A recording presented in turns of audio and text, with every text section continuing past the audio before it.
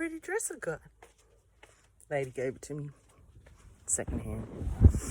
Old. Was going to go to the dump. I feel like a girl. I won't show you the bottom half because I got ratty old long johns on. Kind of spoils the, image. This will be a good. I used to feel really self-conscious, right? When, like, I would try and look pretty like every other woman does. Competing with other women more than men. But, because I was celibate, right? But, I'd like to look like a girl. But if men looked at me, I would feel self-conscious and I wouldn't know what to do. I'd feel very uncomfortable because I wouldn't know what they were thinking. I wouldn't know what they wanted. I wouldn't know how to be the person I was supposed to be. If, you know what I mean? It was just, to me, that was that low self-esteem, self-conscious. And, of course, I've had men in my childhood that have done bad things to me, so of course I'm scared of men, right? No. Not the case. Anyway, it's different now. So I was just thinking about this, putting this dress on. I like it now, as in, I don't care what people think. And I know that I can put on a dress and that some men are going to look at me. Fucking car. Anyway, some men are going to look at me, maybe leer at me, and I don't care. As in, it makes me feel good because it's like powerful, right? I see them as weak. I'm like, are you so weak that something in front of your eyes actually makes you go, like, yeah, it brings about a response in them, right? That they can't control. And I like it because now I'm like, that's a good manipulation tool. And I do see it as weakness, right? I'm the same now where I see people as couples, and probably why I was celibate for 8 years. I had the same mindset because I'd been through a bad relationship and been fucked over by a lot of people or whatever. I used to look at people in that in-love stage or holding hands or with their babies, and I'd just be like, you fucking idiots. You have no idea what you're doing. I honestly thought that. It kind of disgusted me because I just thought they were stupid to be in love, right? I was like, you fools. Then, of course, I fall in love. After a long time, 12 years. But, and then that was the other thing I was thinking about. So the match made in hell, right? The psychopath and the narcissist. So the narcissist is constantly trying to turn the psychopath into something it hates. The psychopath is constantly trying to be the thing that the narcissist wants. So at the love bomb beginning, when they're both falling in love, the narcissist is sussing you out and drawing you in. So everything that they do and say is going to seem like they are the perfect partner for you. You, on the other hand, the psychopath, are so invested in trying to impress this person and be what you think they want you to be at the beginning, right? So you become invested in the image that they want to see at the beginning, that they've kind of created, but you feed it, right? Because they're trying to suck you in, they're creating a false image that impresses you. You automatically just assume that that's the way they are, so you create a double false image to impress them back and be more like what they are wanting you to be. What the fuck is that on my face? Anyway, so it's like this never-ending spiral that always goes downwards, obviously, because it doesn't get better. But that's what happens. So the narcissist is constantly trying to devalue the psychopath.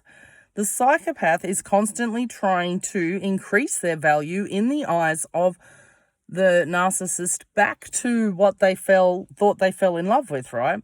So the more the narcissist tries to change the psychopath, the more the psychopath will resist and go, no, You wanted that thing. That's what I am. That's the picture I painted, and I can't veer off from that. Yet the narcissist is trying to make you all these bad, evil things that he wants you to be, that he's already expecting you to be, based on the shitheads in his life from his childhood, not you. So the whole time he's trying to make you, he's trying to demonize you to himself, to everyone in any way, shape or form. He's trying to break your confidence so that he can say, see, I knew they were weak, or I knew they weren't like that, or I knew they were lying, or I knew they were fake, or whatever. But they want you to be that. But the psychopath has already invested solely in the initial image that they thought was going to impress the narcissist, because the narcissist was making them believe that it was the right image that they wanted. It didn't matter what it was, as long as it got you in, right? So the narcissist doesn't really, he's already, once you're coming in, he's kind of already knowing that he's going to start to devalue you soon, right? But you don't know that's coming. So you just keep trying to be this thing that is just going to be whatever they want. Once they're in and they start to try and devalue you so that they can discard you, because that was the plan, and they're already triangulating off everybody, probably before you even meet them, get involved with them. They're already lining up everybody else to be whatever they want in regards to how they're going to triangulate each one of you. They triangulate other people with other people while you're in the relationship. It's just what they do. They can't help it. But yeah, once that starts, the psychopath does literally kind of get stuck in time, right? The narcissist is trying to make them into something so they can fuck them off. But the psychopath holds on for dear life because it's going, no, this is what you wanted. This is the kind of person that I painted for you. I invested a lot in this image, and that's what I made myself. That's what you wanted, and you can't change your mind now. This is what I am. And the narcissist is going, no, you're not that anymore. You're really this and you're really that. And you're going, no, I made myself to suit your ideal of what you wanted at the time when we met. And this is it. This is what I am now for you. I made myself for you, right? And the narcissist is like, no, you can't be that person. As in, I already know that you're this bad thing. I've already pegged you. You can't have any independence. You can't be, something I don't want you to be. You can't not change. You have to become what I want you to become, because I've already decided that that's what you're going to be. And the psychopath's just like, no. You wanted me like that. That's the way I made myself. And that's what you're going to get. And you're not going to change me. And that's when the psychopath starts to go crazy, because the narcissist just keeps upping it and upping it and upping it. And the psychopath tries to stand ground in that spot and go, no, this is me. Regardless of what's going on around me, I am just going to stay that person. And it's impossible, because your world's crumbling around you, and you are trying to portray this image that you thought that person wanted so badly and was so happy with, that you literally cemented yourself. As in, you've bought into it. You've gone, that's him. This is the person he has fallen in love with, this image. We're going to be together forever with me like this. And that's what's working now. And it's working really well, because we both feel really good. So this is how I'm going to be forever with this man. And that's it. It's logic. It's like, yep, this is what he wanted. This is what got me this feeling. Everything seems to be going extremely well, and we have a dream together, and this is the rest of my life now, and this is who I am going to be. And then he starts to try and change you, and you're like, no, I'm invested in this. This is what you wanted, so I'm giving you what you wanted. They didn't want it, but they made you believe it. The psychopath actually just is goal-focused, right? So the psychopath who's been alone for 8 years just sees, finally, this thing that might fill her up, right? This thing will maybe stop her having to try and be something for the rest of her life, because she can settle on the one thing and stop trying. She can just be that one thing for that one person and it'll be easier. A lot easier. She can just be with that one person and be that same thing her whole life for the rest of her life, and she can stop trying so hard. And it's a nice feeling. It's like this, it is like this oasis, in the desert that you've been looking for. So the psychopath sees that, goal-oriented, right? The psychopath just sees the long term and goes, that's what I'm going to get. This is how I got it. So this is the way I'm going to stay. And this is how our relationship is going to be forever. And the narcissist is not like that. They're the opposite. They're just there for the short term. There is no long-term investment. So that's it. And it's impossible because once they come together and the home life starts to be simulated in any way, shape or form, which comes naturally with domestic duties, right? Someone's going to wash, someone's going to clean, someone's going to do the dishes, someone's going to cook, but you fall into, automatically, you can't help it, you fall into the couple's lifestyle, which brings up stuff for both of them, obviously, but for the narcissist, that is the point where it has to end because it's too familiar and they're in denial about their feelings, their pain, whatever fucked them up, wherever their soul decided to bail out of the car. And they just want to keep recreating the pain as an excuse. It's kind of like basically the same thing. It's like, I am empty inside. I don't know why. It makes me feel horrible. So I'll just keep recreating the thing that made me empty, and maybe they think that's going to win them back or get them over it. I don't know. It's automatic. The childlike brain. We do these things like kids do spontaneously without thinking things through, right? That's why they get hurt and stuff, because they don't know any better, because they go, yeah, I'm going to do it, and they don't think. So, anyway, that's what I was thinking about. How, of course, if you do get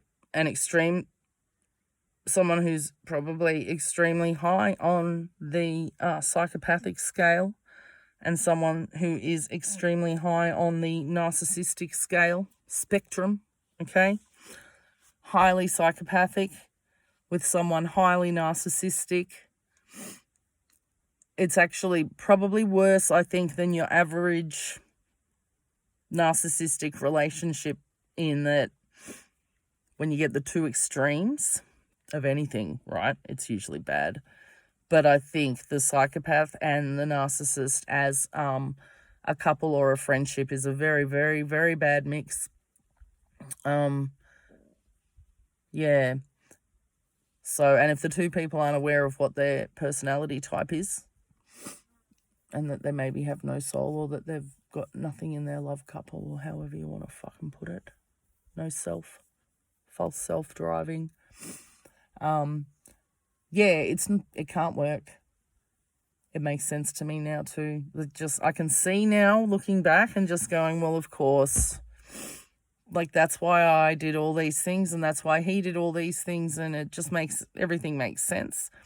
But I can see why the psychopath tries so hard to cling on, and why it gets so traumatic for them, so difficult, because they've become invested in the image that they thought was going to get them, well, just something for the rest of their life, maybe something not so empty, I guess, and the break from having to impress people.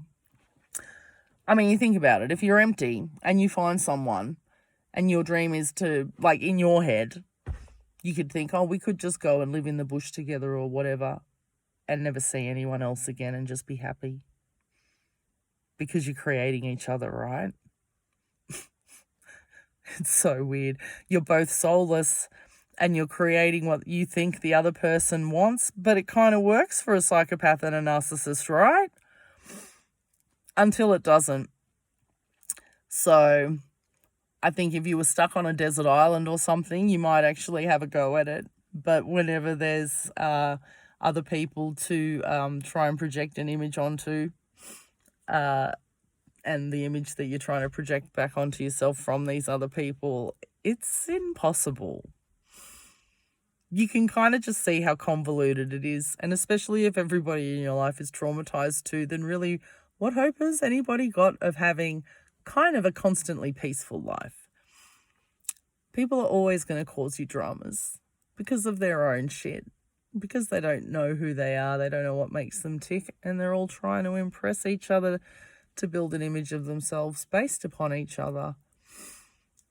It's very strange. It's comical. It really is comical. And I think that's sometimes why I sit back and I just go, oh my God, look at this. Oh, he's gone. It was huge as fly. They're huge. And they're greeny, iridescent blue and purple. It's like, whoa. So anyway, yeah, you can see how hard it is. Like, really, what hope has anybody got of finding, you know, I don't even know what people are looking for now because I've stopped looking for it, because I've realised it's not out there and there's nothing in me either. So I'm like, all the old words that used to come out and I'd be like, oh, it's kind of not relevant now. Oh, that doesn't make sense now. I'm like soul searching, right? Seriously. That's a waste of time if you're a psychopath or a narcissist, because you don't have one. So, you know, people are like, oh, you know, I'm going to go soul searching. Well, good luck with that. You're not going to find it.